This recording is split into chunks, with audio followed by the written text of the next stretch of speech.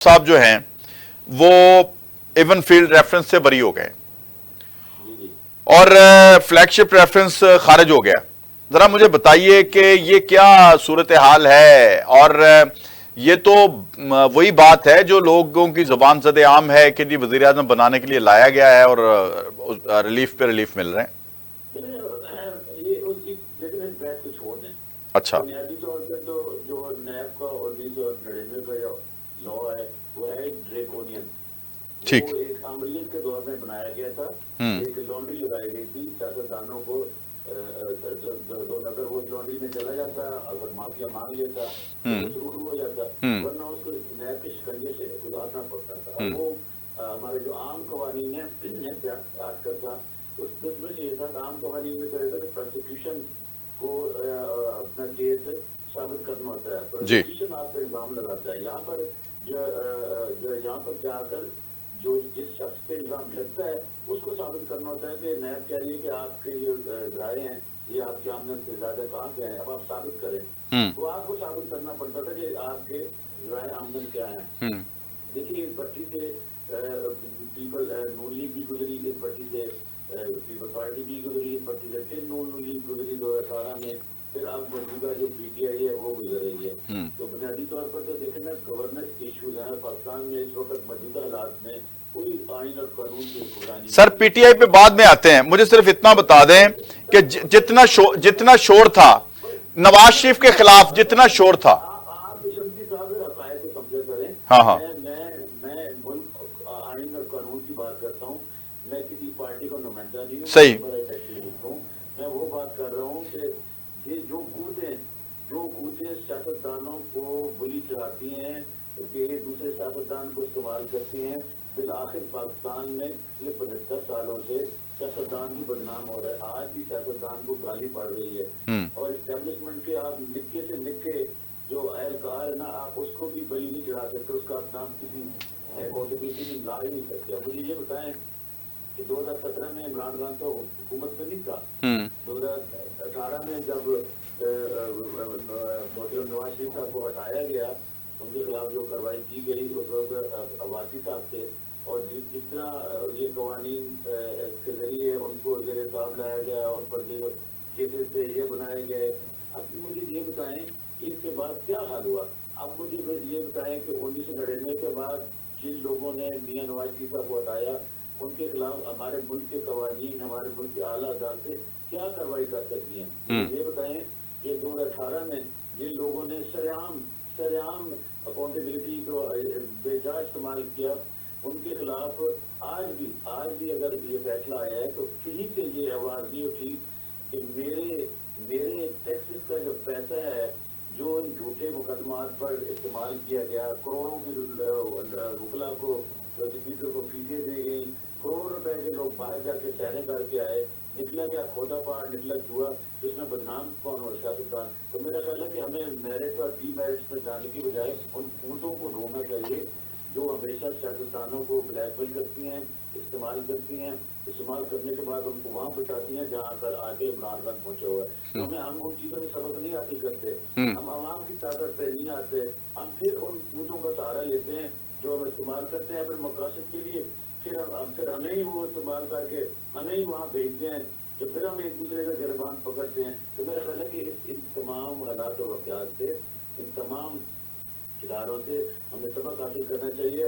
और हमें जो अदालती निज़ाम है, मुझे बड़ा अच्छा लगा अभी मैं प्रोग्राम सुन रहा था अमीर साहब का जिसमें बिक्की साहब ने कहा है कि वो मुंशी कमेटी के सत्ता करते हैं, हेड हैं, ये सब लोग बनाया कि हम ये तय कर रहे हैं कि हमारे मंसूर फैसला हुआ कि हमारी पार्टी इक़्तिदार में आएगी तो नैब को कवानीन का खात्मा करके जो राज्य वक्त कवानीन है डिस्ट्रप्शन के, एफआईए के, हम उनमें कैपेसिटी बिल्डिंग करेंगे उनको। मेरे ख्याल है कि ये जो उनकी आज की बात है इसको हमें अप्रिशिएट करना चाहिए। और बाकी जो पार्टियां, अच्छा सर नून लीग वाले तो हमेशा ये कहते हैं लेकिन फिर करते नहीं है। नैब को खत्म करने का ऐलान करते हैं तो जब हुकूमत में आ जाते हैं तो इस पे करते ही नहीं है। वही तो कह रहा हूँ, कोई नहीं करता। मुझे बताएं ना आज अगर आपकी ये जिनका आप नाम ले रहे हैं ये कहें कि जी हम फैज और जो उस वक्त के खिलाफ कार्रवाई करेंगे, हम वो लोग जो नैब में थे जो अरबों रुपए की फीसें ले रहे थे, बल्कि जो रिकॉर्डियां हैं सारे के उसमें 25% शेयर भी लेते हैं, हम वो रिकवर वो कराएंगे, वापस कौमी खजाने में जमा कराएंगे, उनका हिसाब होगा। तो सर मेरे और आपको इस हिसाब होना है, हमने ही हमारी ही अपीलें नहीं लगनी, हमने कई साल तक पाबंदी चलाते रहना है और 10 साल बाद पता चलना है कि हम इनोसेंट लोग थे। तो ये सबसे पाकिस्तान में सबसे बड़ी अगर मुजरिम है, मैं ऐलान कह रहा हूँ, पाकिस्तान में निजाम को तबाह करने में जितना हमारी अदालतों का काम है, इसमें किसी एक जज का नाम नहीं लेता, मैं पूरे सिस्टम की बात कर रहा हूँ। जितनी तबाही पाकिस्तान में अदालतों ने की है, हमारे इंसाफ के निजाम ने की है, वो मुल्क को बहुत पीछे ले गए। एक वज़ीर आज़म को फांसी पे चढ़ाया, एक वज़ीर आज़म को आज तक पता नहीं है कातिल कौन था, एक वज़ीर आज़म को 2 दफा सिस्टम से बाहर किया गया, आवाम फिर ले आती है। ये बताएं कि इनका इंतजाम कब होगा, जजों जर्नैलों कब होगा, क्या ये भी मुकद्दस गए हैं? बिल्कुल ऐसे ही। आप यहाँ मीडिया में बैठकर अगर हक की बात करेंगे तो कल हम उठा के ले जाएंगे। जैसे आप इस्लामाबाद हाई कोर्ट ने आज जो बच्चे उठाए गए थे, भाई ड्यू प्रोसेस ऑफ लॉ करो, जैसे सारी तरीके के खादे की बात हो रही है। सारी तरीके में जो है ना 10 आर्टिकल 10 ये आया कि जनाब किसी को आप उठाते हैं तो आप उसको पेश करें। तो मेरा ख्याल है कि अब मुल्क को अगर हम आगे लेकर चलना चाहते हैं तो हमें बिल्कुल हकायक के साथ मिल बैठ कर। ठीक है, अच्छा अब थोड़ा आ जाएं हम, क्योंकि आपके प्रोग्राम की साथ आप शेयर करेंगे। मैं आप कहना चाहता हूँ कि मियां नवाज शरीफ साहब को बड़ी खुशदिली के साथ कहना चाहिए कि कोई भी आए मिल बैठकर हमेशा आपने हमेशा ये बात की है और यकीनन ये बात उन तक पहुंचती भी है। इमरान खान साहब को ये बात समझनी चाहिए। हाँ, लेकिन लेकिन यहाँ आपने फिर बात करके एक सवाल खड़ा कर दिया है। नवाज शरीफ साहब ने जो मीनार पाकिस्तान पे तकरीर की थी ना, सियालकोट में बिल्कुल उसके उलट तकरीर की है। उन्होंने वहां वही पुरानी बातें दोहरा दी। देखिए मैं आपको बताऊं, देखिए मियां नवाज शरीफ साहब अच्छे इंसान है, मैं जाती तौर पर उनको जानता हूँ, मैंने उनके हाथों से उनका नमक खाया है। वो पाकिस्तान के मुखालिफ नहीं है, गद्दार नहीं है, अच्छे इंसान है, मजहब वतन है, कोई शक नहीं की।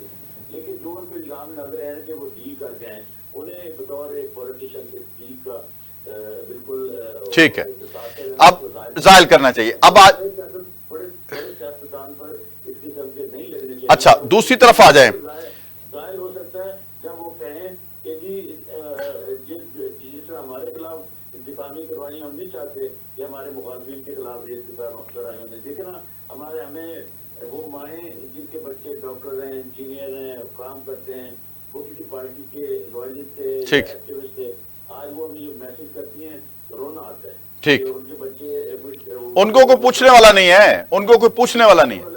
हाँ हाँ, तो पार्टी भी छोड़ देती है। अच्छा, दूसरा ये मुझे बताइए कि इमरान खान साहब की जो पार्टी है जिसके वो चेयरमैन हैं तहरीक इंसाफ, उसके इंट्रा पार्टी इलेक्शन हो रहे हैं। हमने कल के प्रोग्राम में जब बात की तो पीटीआई वाले डिनाई कर रहे थे कि जी वो ताहयात चेयरमैन हैं जी, वो इलेक्शन कंटेस्ट करेंगे। लेकिन हम रात को हमें जो शेर अफजल मरवत का जो स्टेटमेंट था उसी को हम जो है बुनियाद बना के बात कर रहे थे और वही हुआ। उन्होंने अली गौहर को नामजद कर दिया है। और मुझे बताइए कि पार्टी में तो और भी बड़े बड़े नाम थे, हामिद खान साहब थे, अली मोहम्मद खान साहब थे।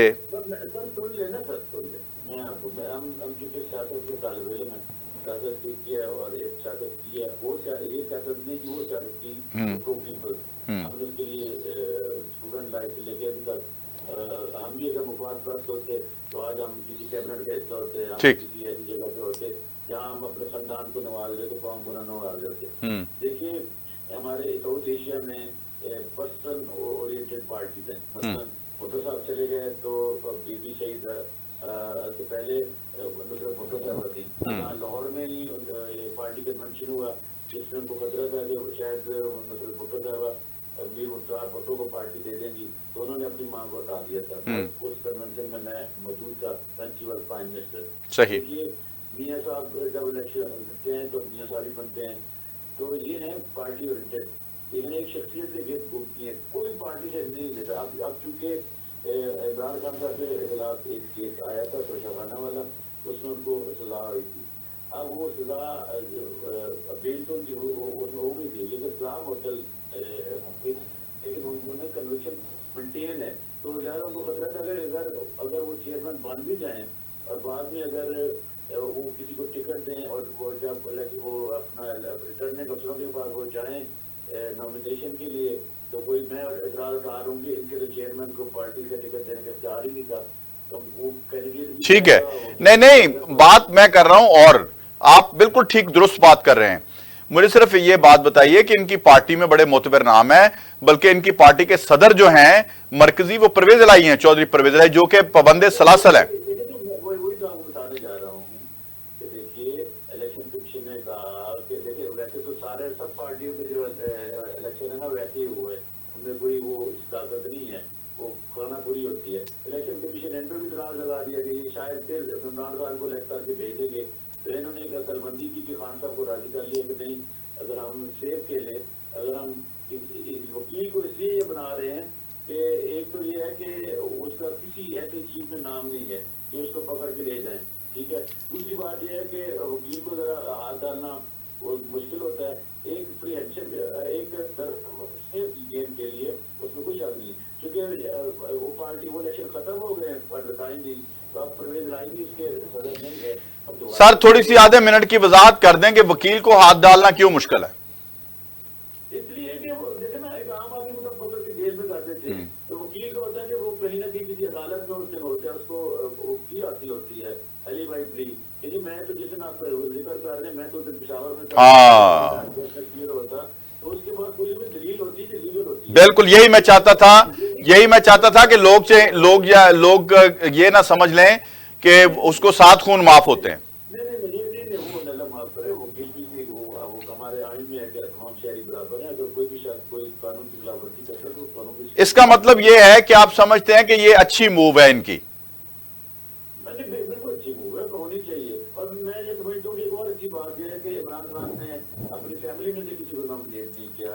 और सर लेकिन पार्टी के अंदर रिजेंटमेंट पाई जा रही है, आज तिलमिलाट है। नहीं कोई रिजेंटमेंट नहीं है, वो लोग हैं जो ये पार्टी के नहीं है। अच्छा, परवेज इलाही को क्यों नहीं अख्तियार दिया गया टिकट्स का? प्रॉब्लम आ जानी। अच्छा ठीक है, इसलिए न्यूट्रल ये बच्चा अच्छा है, लॉयर है और कोई वो नहीं है, कानूनदान है, हमें अप्रिशिएट करना चाहिए कि पढ़े लिखे लोग और यंग लोग। सर ये हामिद खान साहब को भी तो बना सकते थे। किसका? हामिद खान साहब।